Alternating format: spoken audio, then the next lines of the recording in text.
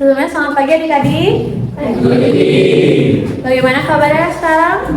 Baik. Ini benar ya kelas PHT 2? Iya. Sebelumnya mungkin kalian asing ya sama kakak. Perkenalkan kakak Nyoman Adin Fiati. Kalian bisa panggil kakak Adin. Dimana kakak ini merupakan mahasiswa bimbingan konseling dari Universitas Pendidikan Ganesha. Nah, adapun maksud dan tujuan kakak di sini adalah untuk memberikan bimbingan pasikal ya dan juga layanan lainnya, yaitu layanan bimbingan kelompok, layanan konseling kelompok dan juga konseling individu mengenai inteligensi atau kecerdasan. Namun sebelum itu mungkin kita bisa berdoa dulu ya agar pembelajaran kita dapat berjalan dengan lancar. Mungkin ketua kelas bisa dibantu.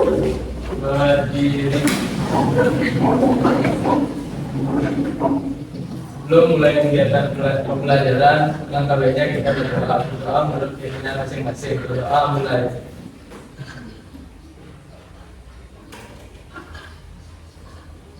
Berdoa selesai. Oke, terima kasih ketua kelas. Sebelumnya di sini aku lihat ada beberapa bangku kosong, ada temannya yang hadir ya. Berapa orang ini yang hadir ya? Ada berapa? 5 orang. Oke.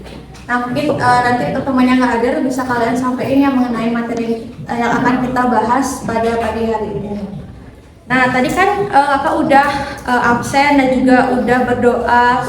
Sekarang kita akan menentukan waktunya dulu ya. Untuk bimbingan klasikal ini mungkin kakak akan mengambil waktu sekitar 20 menit, di mana nanti adik-adik bisa menyimak dan juga mungkin bisa menjawab pertanyaan yang akan kakak ajukan.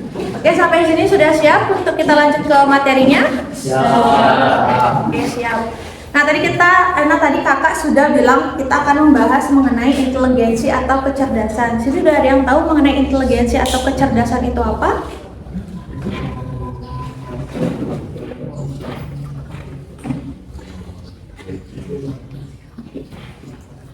Ayo coba Alia. Menurut saya, kecerdasan adalah kemampuan untuk berinteraksi atau beradaptasi dengan cepat dan tepat, baik fisik maupun mental. Oke, benar ya. Tepuk tangan untuk temennya. Benar ya. Jadi inteligensi itu merupakan kecerdasan yang mencakup kemampuan untuk menyelesaikan masalah atau menciptakan suatu produk yang relevan dengan konteks budaya atau komunitas tempat dari individu tersebut berada. Nah, dari definisi yang sudah Kak jelaskan ini terdapat 3 indikator yang dapat kita petik ya. Untuk indikator yang pertama itu mengenai kemampuan memproses kebiasaan, di mana kemampuan memproses kebiasaan ini berarti pola untuk melakukan tanggapan terhadap situasi tertentu yang dipelajari oleh seorang individu secara berulang untuk melakukan hal yang sama. Dari sini Kak akan menampilkan contoh video dari indikator ini ya, di mana terdapat contoh video positif dan juga negatif. Kita bisa lihat dulu yang pertama, kemampuan dalam memproses. Kelihatan?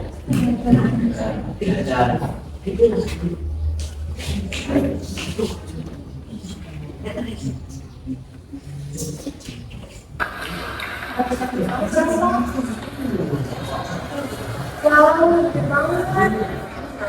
Untuk menentukan sesuatu ini aku nggak tahu soalnya sudah dari mana.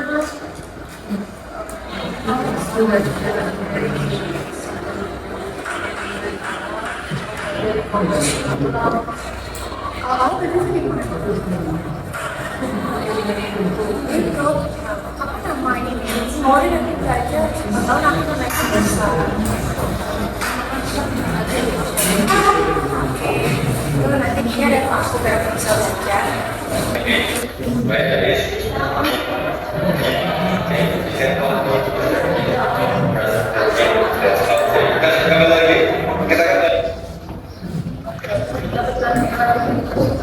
Kenapa 80? Oh ya berapa?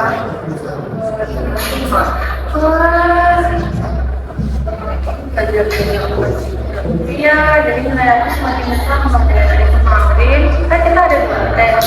Aku dari minggu lalu pengalaman setiap hari aku belajar bahasa Inggris pakai dasar aplikasi.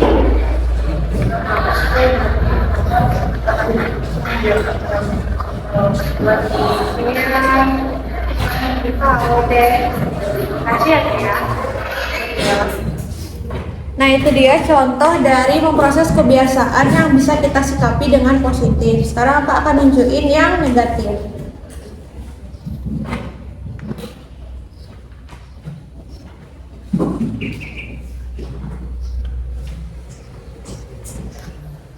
Kamu lagi di sini. Sama-sama tuh. Iya, kemarin baru belajar pas malamnya aja. Terus saya nampak.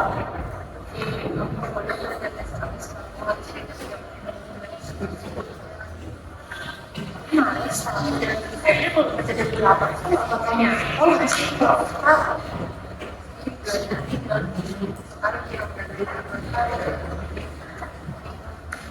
kita jelas aja deh. Nanti kalau kamu yang sama itu pasti lihat lagi, ya kan? Nanti aja deh. Itu bagus. Mas menghindari mama aku sih, biar mama nggak tahu. Oke, itu dia ya contoh video dari indikator pertama mengenai memproses kebiasaan yang disikapi dengan positif dan juga negatif. Ada yang bisa nangkep nggak makna dari video tadi itu apa? Oke, mungkin kurang terlihat juga ya. Jadi video indikator pertama itu ketika kalian mendapatkan nilai jelek, tapi kalau misalkan kalian mau belajar terus-menerus sampai misalkan ulangan itu terjadi lagi, pasti kalian akan bisa. Kalau misalkan emang kalian nggak mau belajar, itu berarti kalian nggak punya kemampuan untuk memproses kebiasaan gitu. Mengerti? Oke, lanjut ya. Untuk indikator yang kedua ini mengenai kemampuan dalam memproses informasi, di mana kemampuan memproses informasi ini berarti mengolah atau mengerjakan informasi agar menjadi lebih berguna serta bermanfaat. Akan juga akan menampilkan video indikator dari memproses informasi ini, di mana terdapat indikator positif dan juga negatif. Kita lihat yang positif dulu ya. Kita sampai hari ini sama guru kita buat tugas nomornya.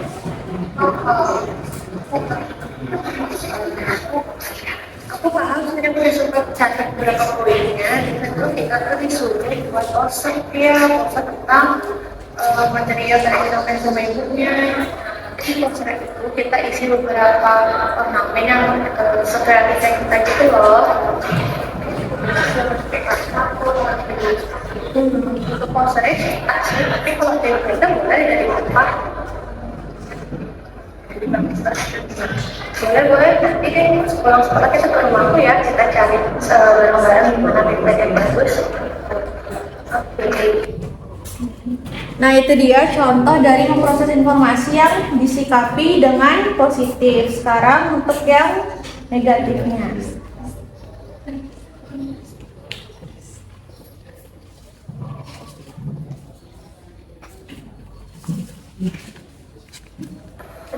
Apa yang sih yang dimaksudkan sama guru kita tadi? Itu paham tadi. Sekarang aku cuma ngobrol sama guru yang tadi kita tugas. Mana sih yang konteksnya sama guru kita? Ada ya?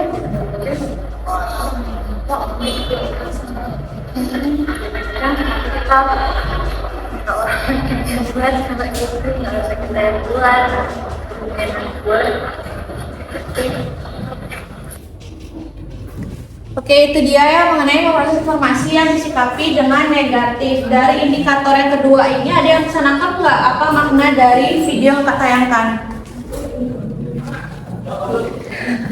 Oke, jadi tadi maknanya itu adalah ketika misalkan guru kalian nih memberi informasi di depan mengenai tugas, tapi kalau misalkan kalian nggak mendengarkan, berarti kalian nggak bisa memproses informasi tersebut untuk kalian kerjakan kan? Kalau misalkan kalian mendengarkan, kalian jadi bisa tahu apa itu tugasnya dan juga bisa sekalian menjelaskan kepada teman kalian. Oke, lanjut ya untuk indikator yang terakhir itu mengenai kemampuan dalam memecahkan masalah, di mana Ini berarti untuk mencari atau menemukan cara dari penyelesaian atas suatu permasalahan. Maka akan tunjukkan lagi video indikator yang terakhir ini yang positif dan juga negatifnya.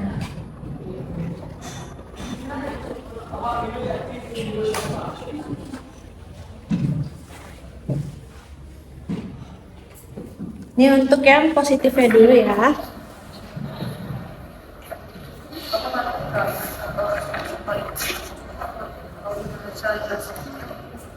Oh iya ya. Tadi aku sempat dengar sih kalau nggak salah kayak gini deh caranya. Ini, ditambah ini, terus ini dioper ke sini. Kamu ngerti nggak? Ini belum ya? Nih, coba deh kita kayak YouTube ya. Kemarin aku udah sempat belajar, jadi kalau sempat dikasih soal sekarang tuh jadi nggak terlalu pusing deh ini soal kita.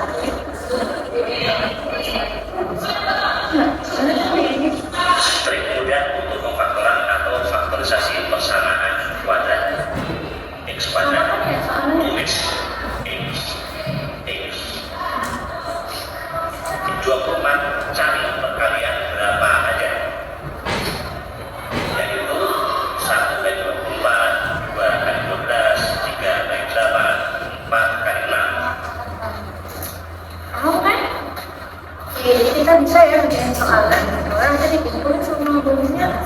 Makasih ya. Oke, nanti kalau memang ada yang kamu tanya lagi, tanya ke aku ya. Oke, itu dia ya mengenai indikator yang positif. Sekarang yang terakhir yaitu yang negatif.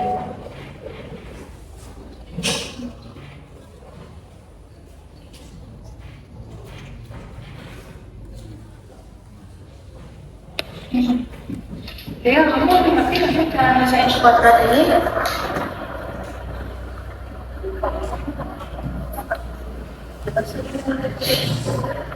Lumayan sulit lagi. Banyak banget kan kalau tugasnya ini udah selesaiin. Gimana ya kira-kira ya? Jadi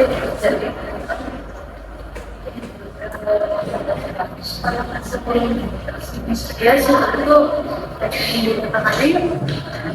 Jadi kayak udah makanya kalau kita ya.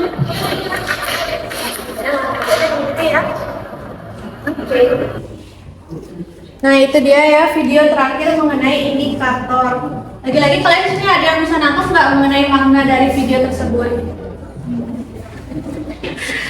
Oke, karena nggak bisa, jadi maknanya itu adalah ketika kalian diberikan persoalan mengenai suatu pelajaran, kalau emang kalian pintar ya dalam mencari memecahkan permasalahan tersebut, kalian bisa cari YouTube, maka persoalan dari mungkin matematika itu bisa terselesaikan dengan baik. Lalu kalau misalkan kalian tidak mau mencoba untuk mencari cara dalam menyelesaikannya, maka kalian akan berpikir nanti nyontek aja deh. Tuh.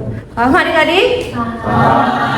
Oke, nah dari kedua indikator tersebut yang positif dan juga negatif, adik-adik di sini mau untuk mengikuti yang positif apa yang negatif? Positif. Tapi pernah kan lakuin yang negatifnya ini?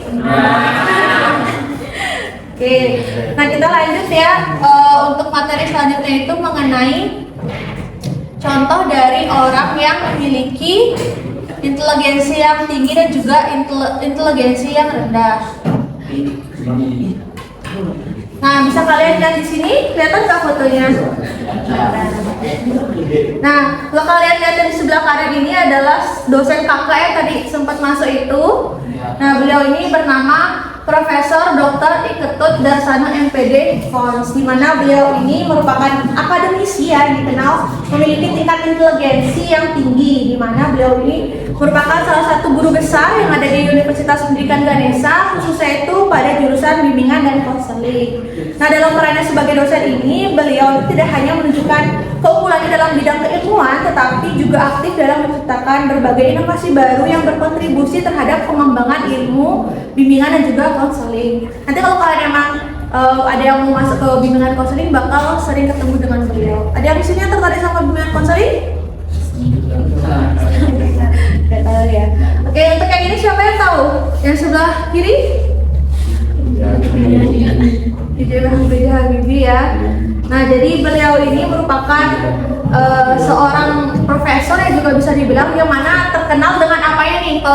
Profesor B.J. Habibie. Oke. Nah, kalau misalkan kalian sering ya mendengar kisah-kisah beliau, jadi beliau ini akan menciptakan pesawat dan juga berhasil untuk berkuliah di luar negeri. Itu merupakan suatu hal yang sangat luar biasa ya. Nah, untuk dari kalian di sini, apa ada yang tahu lagi contoh dari tokoh yang memiliki inteligensi yang tinggi, yang ada di Indonesia maupun di luar Indonesia? Contoh-contohnya aja gitu. Ada yang mau coba? Coba aja.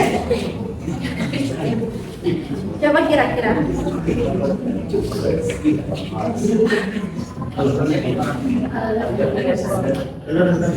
Ada yang tahu yang lainnya? Oke, mungkin kalian bisa cari di rumah ya mengenai tugas kalian.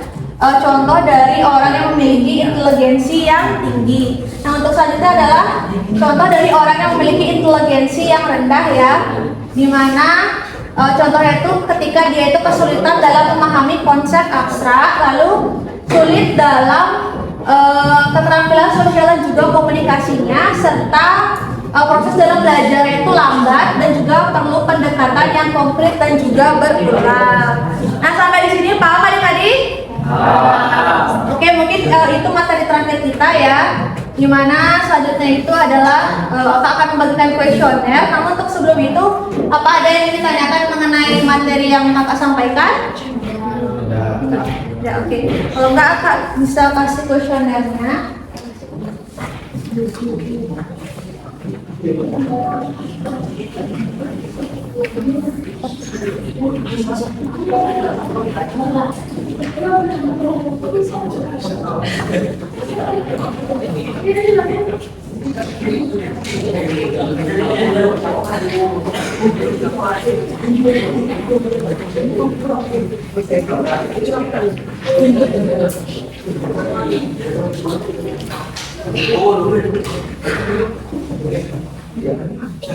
Nah, udah semua kan dapat kuesioner ya?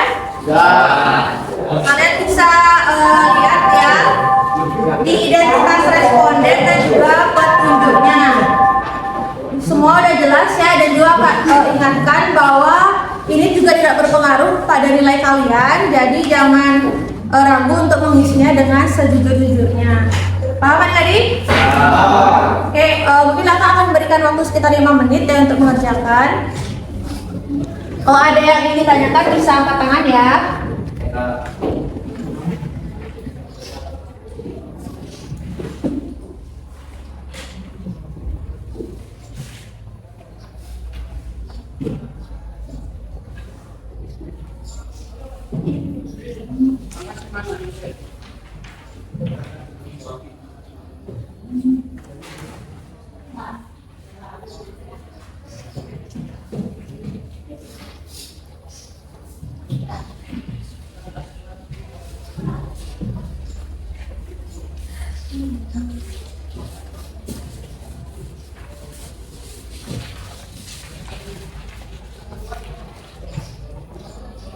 Oke, mungkin waktunya cukup ya, bisa dikumpulkan lagi.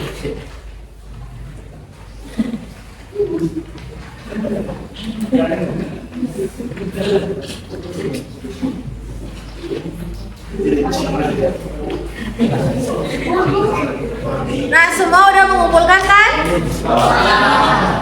Oke, nah karena semua sudah mengumpulkan, karena tahap bimbingan konseling, bimbingan maksimal kita juga sudah selesai, jadi akan lanjut untuk ke bimbingan kelompok ya, di mana bimbingan kelompok di sini akan Kakak tunjuk sekitar 7 orang. Nanti buat yang nggak ketunjuk, Kakak mohon untuk jangan berisik ya, dan juga mendengarkan nanti bimbingan kelompok yang teman kalian lakukan. Sampai sini Papa tadi?